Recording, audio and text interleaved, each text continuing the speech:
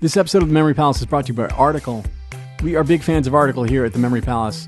This room of the palace, the ballroom where I'm sitting right now, it's palatial, trust me, is lit beautifully by a legit beautiful lamp from Article.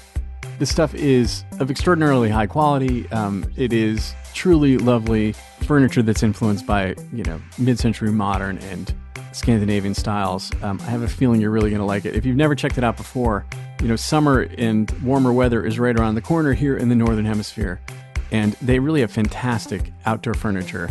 It's totally worth checking out. Go to article.com and take a look. The stuff looks great, and it is made with all these outdoor-friendly materials like teak and acacia wood and granite and galvanized steel and rattan. And it comes to you with a flat delivery fee of $49, regardless of what you're buying and how big the order is. So go to www.article.com/memorypalace and get $50 off your first purchase of $100 or more. That is www.article.com/memorypalace. Go check it out.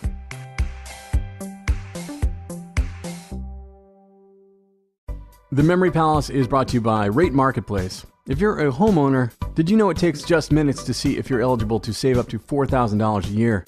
Rate Marketplace is a home financing engine that uses a fast and easy online process.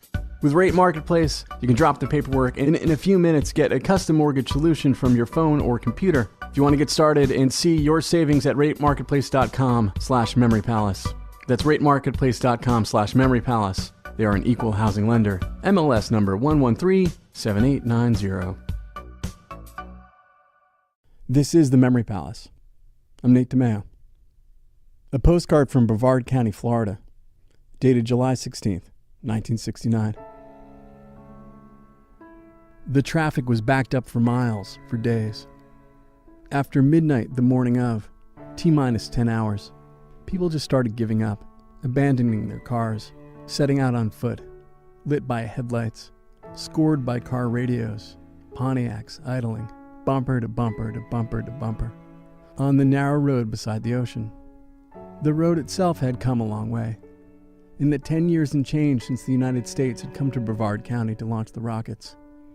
Back then, 58, 59, sand would sweep over the two-lane road.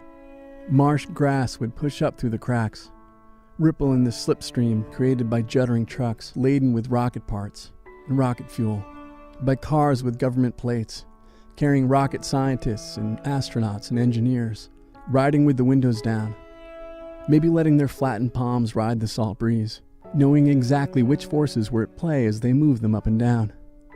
There were 4 lanes now, far fewer than needed on this day, with 1 million people here, or nearly here, or turning around and driving away from here, disappointed that they weren't going to see Apollo 11 take off in person.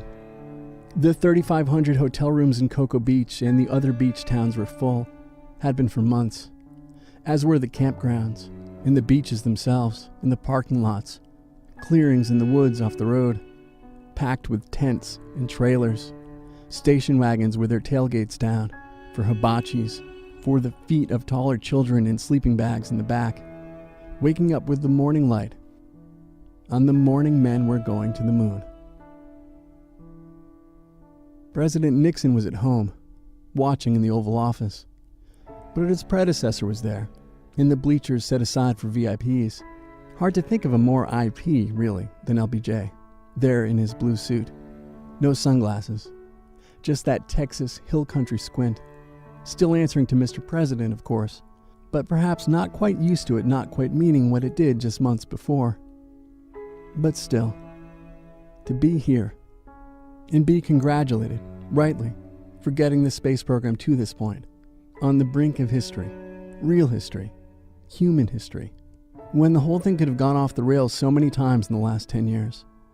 He had kept it going, despite the costs and the scientific hurdles and the dead astronauts.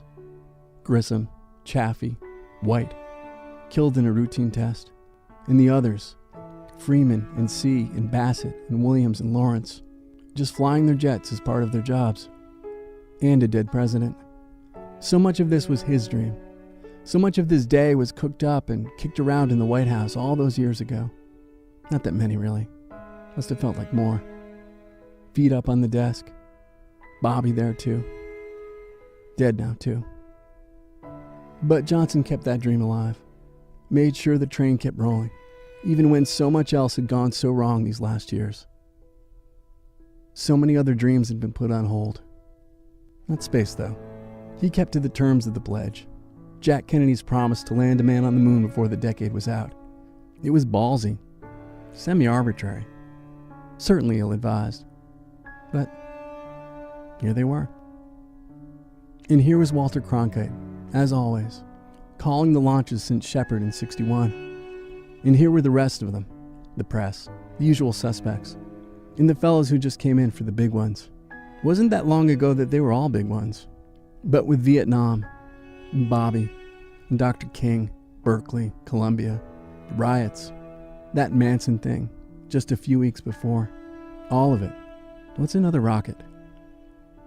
But this was the moon.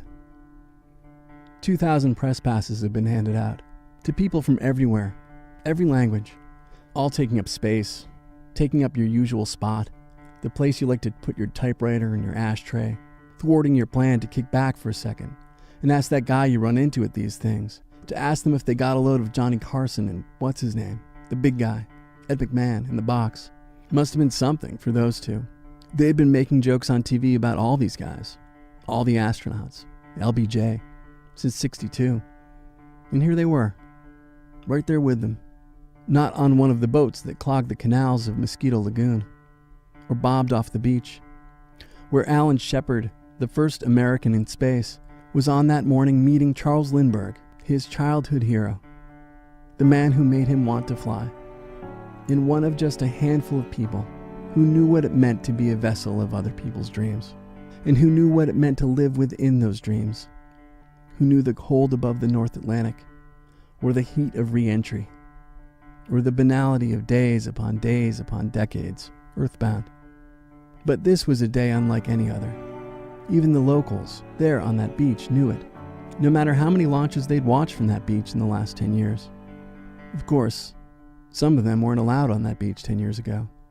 It wasn't desegregated until '64, when the VIP with the hill country squint in the bleachers signed the Civil Rights Act, which let people dream a bit bigger, but couldn't keep them from killing Martin Luther King at 39, or Martin Chambers at 19, a kid from Tampa who stole a camera and got shot in the back.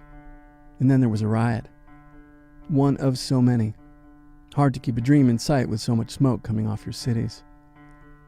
Ralph Abernathy was working for that dream right there on that road by the ocean. The man who took the reins of the SCLC after King's murder. There he was leading a mule and 150 protesters past the parked cars and the tailgaters and the lemonade stands, calling foul on the whole thing, pointing out how many cities could be rebuilt, how many citizens could be fed, taught, trained for jobs, but for want of the money